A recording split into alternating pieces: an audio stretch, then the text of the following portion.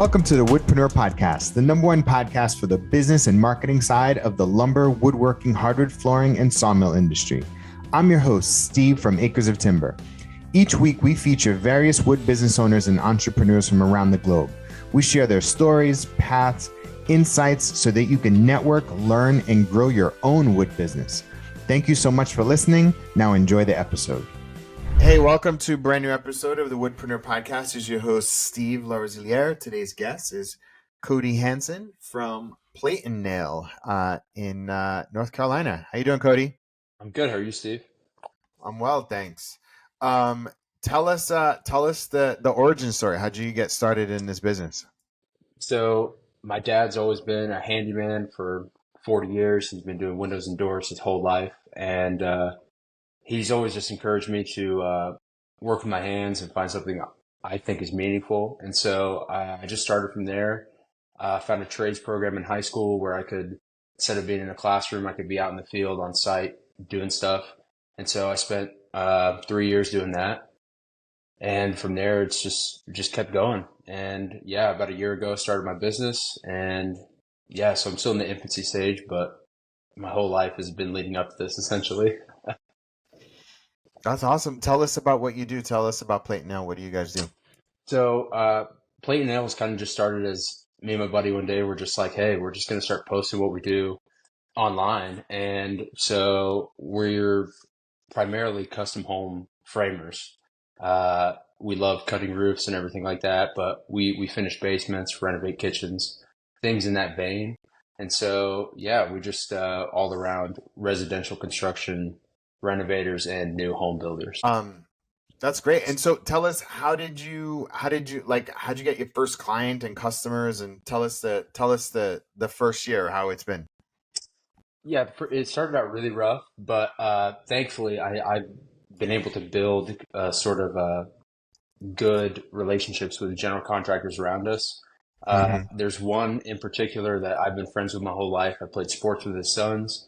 And so he's kind of been a mentor to me, and he's helped me a lot as far as that goes. And he kind of just gave us work. And, you know, once you get in with homeowners, it really around here, word of mouth took precedent over everything. It's like a good reputation, like what preceded us. And so that's how it was. And now we're in with a couple of really great, awesome contractors that we love working with, and homeowners that are great. And, you know, they're easy to work with. And so, yeah, that's pretty much been the first year. And yeah. How has it been? You didn't really get a job. You just started your own company when you were fairly young. Yeah. I had a job. I worked with someone, a really good framer, for about 5 years, and Okay. I'm very grateful for that experience. He taught me everything he knew, and up until recently, when I got married last year, we were still together. And so after that, my wife really just encouraged me to kind of follow what I was doing and start building something for me and not for somebody else. Not in like a selfish way, but yeah. So Have your own business. Yeah. yep, absolutely. What don't people know about having a framing business? It's a lot of work, and it's not 8 hours with your bags on. That's not a work day. You know, it's an hour before you go in and 3 hours after you get off, bidding, you know, doing your books, everything like that. That's really important.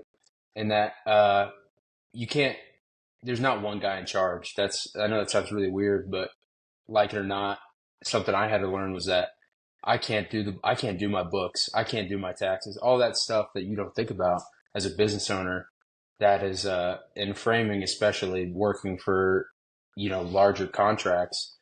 It's almost impossible to try and keep it contained in yourself. So that's really important, is to be able to open up and be collaborative with, you know, people that are smarter than you, obviously. But What was the biggest lesson that you learned in that first year? oh man, like I said, I think reputation is big for sure. And then like I said, just being patient with stuff. You feel like I'm doing this right, I'm doing this how I know how to do it. You just got to be patient. Like getting clients is really difficult when you have nothing to show for you know, years of work. It's like, okay, this guy's young, why should I trust him to do something?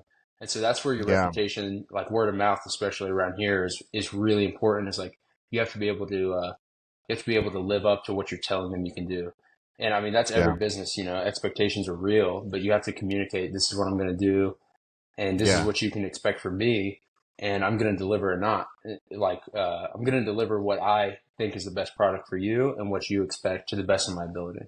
And so that's a big deal for, especially in the first year. Hmm. Hmm. Did you have goals for the first year? No, I didn't. It was kind of, I had no plan of starting a business this year. It kind of just happened. My wife and I were on my honeymoon. She was like, I've been thinking about, a few things going on. And I came back and I talked to the framer that I've been working with, and he kind of just encouraged me to leave. So Uh-huh. I had to figure a lot of stuff out, first, first 2 months. And so I didn't really have any goals, but we broke six figures our first 3 months, and so Sick. that was Yeah, great. Yeah, but that's other great. than that, not really. No. Did you I saw on your Instagram do you have a partner? I did, yes, but he's decided that he's moving on. He's going back to welding school. That's where he Okay. was initially. We'd worked together for 3 years, but yeah, so we had to sort stuff like that out. But it's no big deal. He's still like my brother to me. So Sure, sure, sure. Um, what I mean, I know everything's a lesson, but like what would you have done differently, like hindsight in the that first year? Like so you said you had to learn patience, have reputation, letting go of certain things that weren't, like your core, like books and that kind of stuff. Like what else did you what would you have done differently, you think? uh, you got to know your numbers, especially for me. Like you have to understand that it is a business, and no matter how good you are at the trade or whatever you're delivering, if you Mm-hmm. can't manage that business part successfully, Mm-hmm. and you can't intelligibly discern what you need as a business, you're not going to make it. And that was Mm-hmm. like that one smacks you in the face, whenever you realize, wow, I didn't make any money on this job or something like Yeah. that. So you really got to know, like it says, goes back to things that aren't really related to my trade, but you Mm-hmm. have to understand what you really need to grow and survive, and then on top of that, make a profit. And Yeah. yeah, so And your area community is blowing up, right? yes, yeah, it's ridiculous. A lot of New Yorkers moving there, aren't there? Yeah, a lot of Yeah. Floridians too. A Yeah. lot of Floridians. Yeah. Oh yeah. Yeah, I know a couple of people from like the Northeast that are moving there. Yeah. And what does 2024 look like for you? We're we're hoping to move into actually building ground up residential homes, because Okay. that's always kind of been an ambition of ours, and not necessarily I wouldn't want to say production homes, but homes people can enjoy and that are Custom. sustainable. Yeah, not Yeah. yeah, more sustainable than, tracks and things like that. So Yeah. What would it take to get there? uh biggest thing is financing. Yeah, Mm. especially in this industry. Uh, Mm-hmm. Especially right now too, with interest rates and construction loans and whatnot. But that's the number one hurdle for everybody right now, I think. Yeah. Yeah. Yeah. How do you, so you did a lot of word of mouth to get projects. How are you looking to grow that? One thing I'm awful about is that Plate and Nail is an Instagram account, but I'm not generating business from that. That's not my brand. That's not my business name, anything like that. So I think, Mm-hmm. especially consuming some of your content, that branding ourselves Yeah, yeah, towards a niche group of people, that is how I can move forward to expand, and then be able to yeah, obviously be able to grow and deliver on those expectations. for sure, for sure. Yeah, that's it's interesting when you first start off. There's like lots of stuff that you don't know, and there's lots of stuff that you don't know that you don't know, which Yeah. is kind of like it's a really big trip, isn't it? Like to when you realize like, oh wow, I really don't know a lot of stuff, right? And so, Yeah, absolutely. um, and we're all still learning. I remember when I was younger, my one like first starting off in business, it was pretty lonely, right? Because there's not a Yeah, lot of people that understand what you're going through. Have you like intentionally sought out and build community of other framers or builders like yourself? absolutely. That's a big thing. And around here, everybody's they're honestly really willing to help you.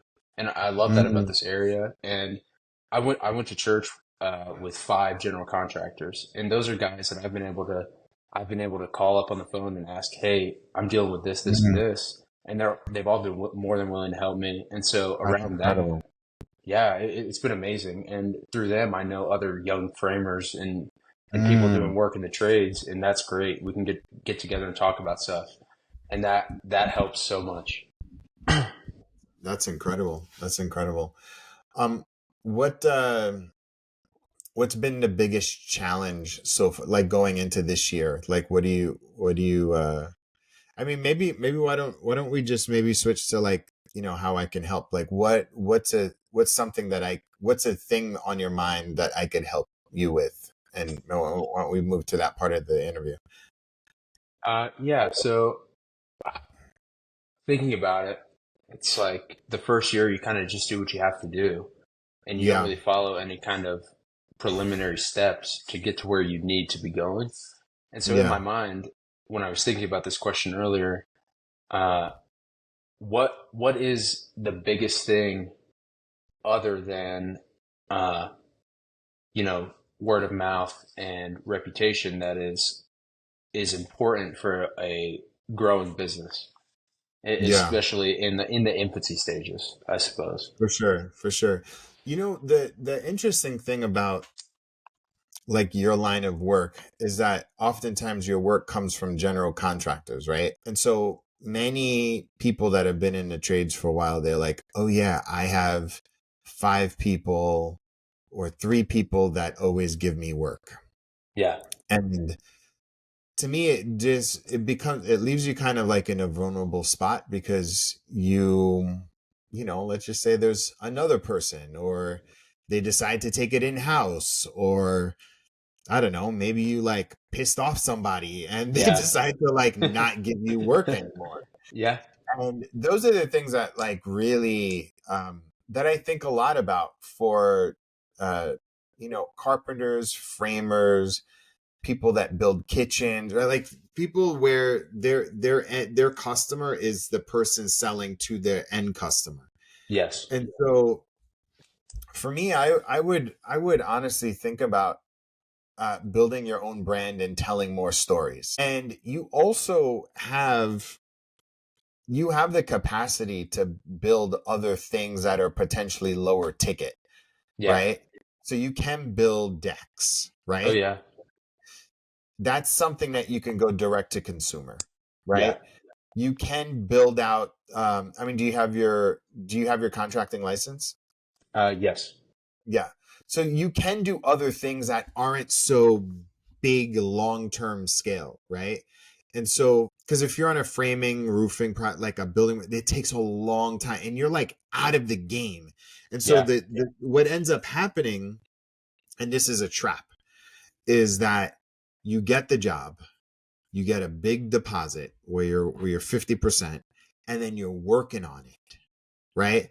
And while you're working on it, you don't have time to market and get more work in the pipeline. And then you absolutely, finish it, and then you're hoping and wishing that one of the 3 other people that feed you work are have another project. And so it's almost like you're relying on them to essentially feed you. yeah. And so for me, like I think a lot about how do you de-risk yourself, right? So let's just say, I mean, what's an average project that gets referred? Like just get throw a number out. Like how much is like an average project? 35,000 probably. So let's just say, um, you know, you have one of those that you're doing, but let's just say you had, a couple decks, Yeah, or you had a couple of, built-ins, right? Like right, things that you can turn over, but then you have your projects that are referred, and maybe you're on those. And then in the meantime, you know, nights and weekends, you're building up this other clientele. Like you're of that size that you can do that. right, And so with decks, I like decks because, right now it's winter time, right? But like people are going to be looking for that. And it's Yeah. just like it's a low cost thing that you can bang, like you and your skills, you can bang out in a day, like Yeah. half a day, right? And the material is very predictable, right? Like quoting that is like that. And so Yep. for me, I think about like, how do you create other revenue streams so that you can de-risk that? All that to say is there are, 7 and 8 figure, carpentry framing businesses that still rely on those same 5 people. However, there's always the thing in the back of the mind. It's like, okay, what if, I just said this the other day to somebody. I was like, what if like the person that's feeding you most of your jobs decides to get a divorce and his wife takes half the business? Or let's just say one of the GCs, God forbid, knock on wood, gets into an accident and is out of work, and then somebody else has to come in. So they start referring. There's all these scenarios that can happen, but basically it comes down to de-risking your revenue stream. Right. And you're of the size right now that like, so the way that I would sort of build it out for you is like, A, create a brand, right? B, start telling more stories about what you're doing, Okay. right? C, start offering decks. Start offering things that you can build with your eyes closed. Right. And dial in that process. I mean, it wouldn't take that long for you to like, even if you created a brand and you marketed to people at your church, or you marketed to, from your parents to their friends. Like everybody needs a deck right now, right? Yeah. Like they're going to need a deck. And so that's that. And then the next step that I would do, truthfully, is I would start looking for people to hire. I would start like getting into the zone where you're not the one building all the time. You're the one bidding and overseeing. Right. Because that's where you're going to get the highest leverage, is Yeah. that where you are fine. So like I would always be looking to hire. Yeah. And how I would do that is like, find where you are 6 years ago. Find somebody from 6 years ago. Yeah. And then like mentor them, coach them, take them to church with you, like take them under your tutelage. Or it could be like an older person that's looking for work, that has the experience. And like, if you could feed that person deck jobs while you're doing the $35,000 jobs and they're doing $10,000 to $15,000 jobs, and then you're paying them like a day rate, couple $100, and they're Yeah. busy, like that's what I would do. I think that's the path. The path is like create some lower ticket products where you can direct to consumer, because not everybody's always building a brand new house. There's lots of people with houses that need updates as it is, right? Right. Give me what else could you build aside from a deck? What else can you? We do a lot of finishing basements and things like that. Basements that are unfinished, framing them out, and then contracting the rest of the work, and that's more sustainable. Like you're saying, like decks and things like that, and renovations. You We could do. probably do pergolas too, right? Couldn't you do Yeah, we pergolas? do. Yeah, we do. We actually have one coming up next week. So Yes, you things could do like that. pergolas are awesome. You could do Yeah. fencing, correct? Yes. Yeah. Like front entrance fence and then fencing for the backyard, right? Yeah.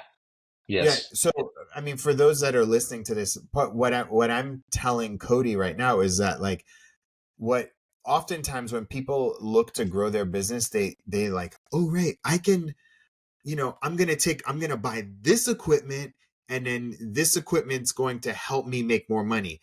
And so what I'm telling you is you literally have the skill set. You just need to adapt that skill set to a new product, and then the product can turn around faster, because the higher end ticket product, like those are great, right? Like, I mean, it'll take you maybe like a month or two to finish those, right? Is Yeah. that right? Is that so? As those are happening, you can build out a team that's doing some of these smaller projects. And if you focus on like 2 to 3 of them, what could end up happening truly is you can get those processes dialed so well that you can literally probably send out somebody to do quotes on them. You can hire somebody to do quotes, and then it comes in, and then you hire somebody else to build it out. And you're like, wherever you're buying your materials from, they already know what you're doing. So you can have a house account there. Does that make sense? Is that Yes, helpful? absolutely. Absolutely. Yeah, very helpful.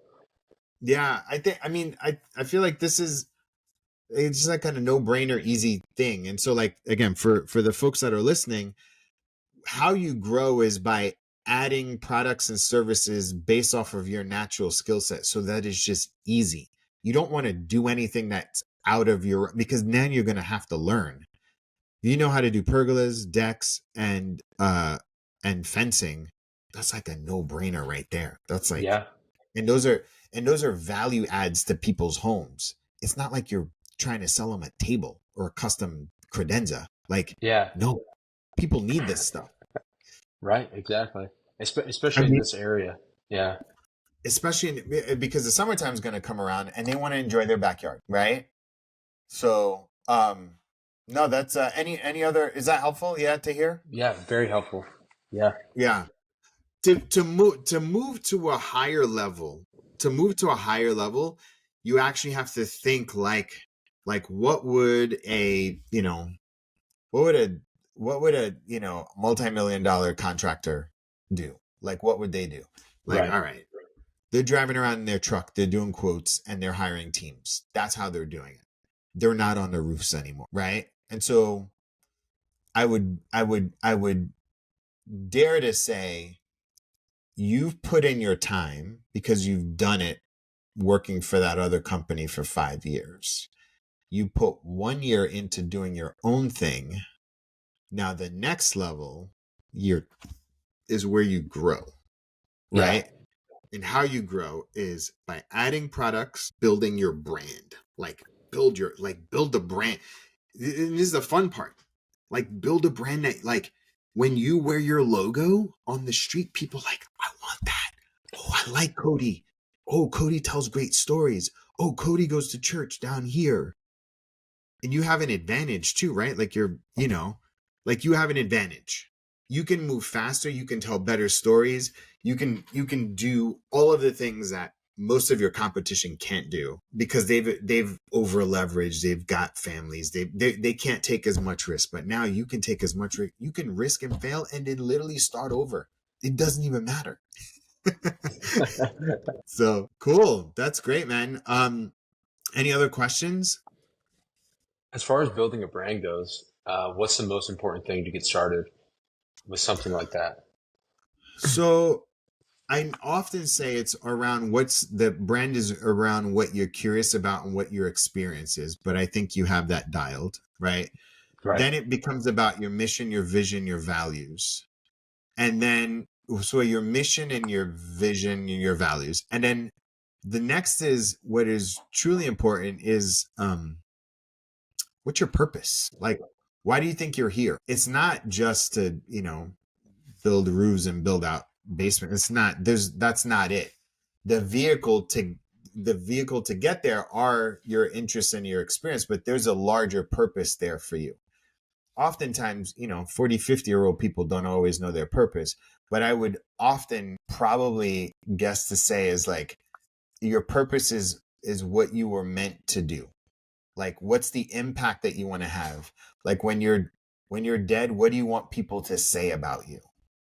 I mean, I'm asking, what do you think, like it's your eulogy. So what do you want people to say about you when you passed? That his Deep life was question. that his life was intentional. Yeah. That he didn't waste anything, and he was intentional about the little things.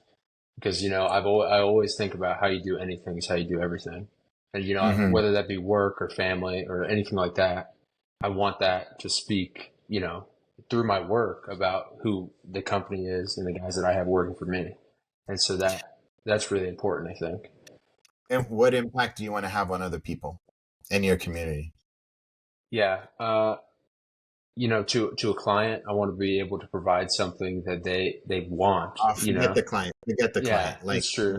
What's And, what's the impact that you want to have on people? you know, I I don't want to be selfish about anything. If I know something, I want to help someone like me, Hmm.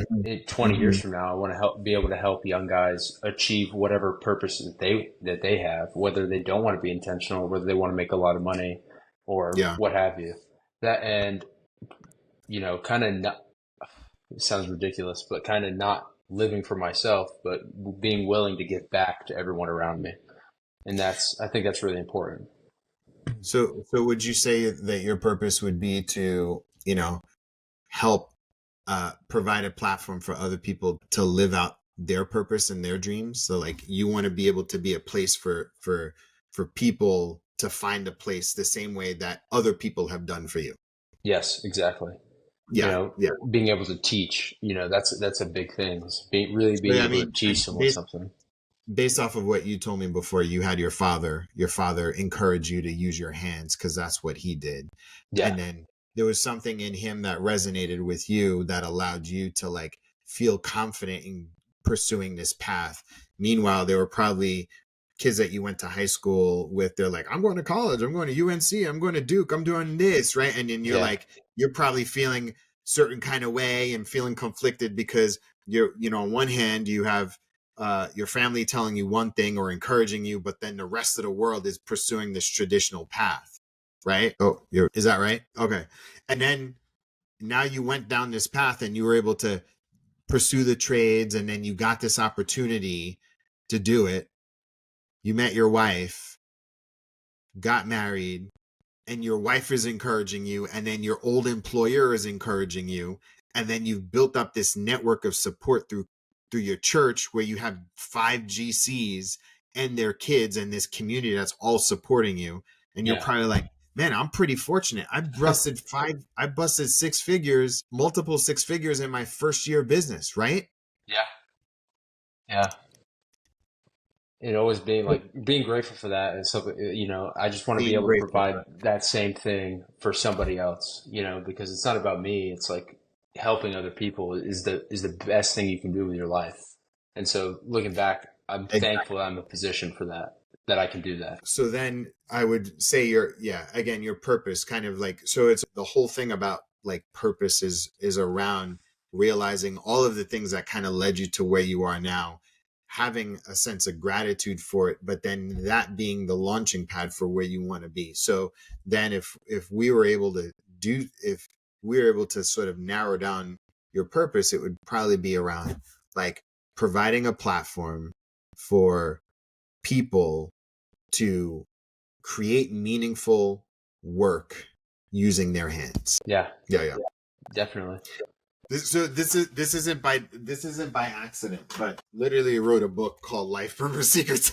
Oh. Man, I'll have to check it out. I've helped lots of people find their purpose. So you just happen to be one of the quickest. So That's great. but yeah, no, but do you see like that's how you build a brand, right? Yeah. So like, okay, so I just sort of in one word, in one sentence helped you, like how does that show up in your content? Just how does that show up in your content? Like what are you talking about when if you were to put out a post or talk about your company? Just give me 3 ideas. Like how would that show up? It would show up honestly by kind of destigmatizing the trades for young people. Because if people never get into this, if kids are right immediately write off, I don't want to work with my hands. I don't want to be wearing steel toe boots the rest of my life. I really want to help encourage younger men and women to not be afraid to come into this sort of dying, you know, labor market, because that's really Yeah. important. Because there are different types of people in this world, and most people function. Some people function with their hands and through creating things, and I just want to help encourage younger people to Okay, so facilitate something like a that. post could be around talking to young people about their thing. Give me another post. Give me another content idea. Let's just say you're on a roof or you're building something. Like what knowing what your purpose is, like how would you how would you relate the thing that you're doing to your potential clients? That quality is a lifestyle. Like business creating quality is not just the work you do, but it's how you live essentially. Yeah. And that this Uh-huh. company is that we embody that lifestyle. And so Okay. that doing stuff above and beyond to meet expectations and to deliver to a client, that's how we roll. Yeah. That's what we're doing here. And I know that sounds kind of corny, but like, Yeah. yeah, Cool. so All right. Give me one more. Give me one more. One more. man, you really put me through it. I think Maybe something fun. Fun and personal about you. that man, that dude, I'm No, struggling. no, no. I'll help you. I'll help you through this. What's something that you love to do outside of building? I like to write. You Yeah, like to write? yeah, yes. Like write what? Just poetry. Honestly, I'm just gonna say For it. real? Yeah, yeah. Seriously. Oh my God, dude. That's your brand. Yeah. Oh my Wow. God. Like, dude, I mean, if you like to write poetry, imagine the image of like, you know, plywood, and you write a poem on the plywood before it gets drywall on it. Right. And it's in somebody's home for forever. Forever. Yeah. Imagine a thank you note with a poem or quote to the client or the GC, Yeah. right? Imagine your brand with your like most famous quote or like one of your quote or sayings or what have you. And that is on your hoodie. Yeah. that You that see would what be I'm saying? incredible. Like that's how you build a brand. That's how you Yeah. like truly stand out is by doing the being. I always tell my clients, I was like, dude, you got to be yourself. Right. Because what ends up happening, I was like, man, you could probably clean up meaning like get a lot of business. Like Yeah. you're a carpenter, builder, like believe in God, who likes to write. Come on, man. Yeah. And see, And you to want to me, inspire young people to get into the trades. Like yeah. that's like, I mean, what's another thing you like to do outside of build? Like fishing or No, I like okay, to listen to music. And I know like that's a little ridiculous, but like classical music. yeah, man. Like all of your reels could have classical music behind it, Yeah. right? Classical music with quotes while you're building. Like, bro, dude, that's like a few 100,000 TikTok brand right there. You know what I Yeah. mean? Yeah. Is that helpful to A- hear that? And I mean, I, absolutely. I I did it for you, but I also did it for the audience to like help destigmatize like what does actually building a brand, because oftentimes people are like, what do I build? What do I do? What do I do? I'm like, first it's in your heart. The only thing I helped you was just figure out what was inside you to help you come out. And then Yeah. because 30 years ago, you know how you had to make money? You had to have a store on Main Street. Yeah. 40 years ago, that was it. Like you had to have a store on Main Street, and that was the only way you made money. Yeah. Or you had to like walk around with with a reference letter, ask people asking for work. That was the only way. Now we got our phone, and we could literally build an audience everywhere. And so that's what I would do, dude. That's what I would Yep. do. Yeah, and that's That so helpful to helpful? me. Yeah, absolutely, because that's not none of those things I saw introspectively. Like I would have never come to any of those conclusions. And like again, it's Yeah. just why it's important to talk to people more successful than you are. And so Yeah. that's Yeah. I mean, yeah, if somebody told me that, like, oh, the thing that I realized, like, the more that I was myself, the more I was myself, the more I showed my face, the more money I made. wow, If I just completely leaned into just being myself. Because what ends up, the thing that we are trying to hide, and I'm saying the collective the thing that we are trying to hide is actually the thing that will enable us to connect more the people. Because if you're saying that and you're thinking that, there's probably somebody else out there that allows you to think. And there are a lot of people that could build pergolas, decks, and build out, basements. There's so many people that could do the same exact thing as you. yeah, The only difference is that they don't know how to market themselves. right, And now you do. You know what I yeah, mean? So, cool, man. All right. Yeah. So tell everybody how can they get in touch? Uh, Plate Nail on Instagram, all one word, all lowercase, and yeah, that's pretty much the only way to contact me as of right now. Okay, cool. All Yeah. right, man. Cody, thank you so much for Yeah. your for sharing your story, and I can't wait to see what you do next. Yeah. Awesome. Thank you, Steve.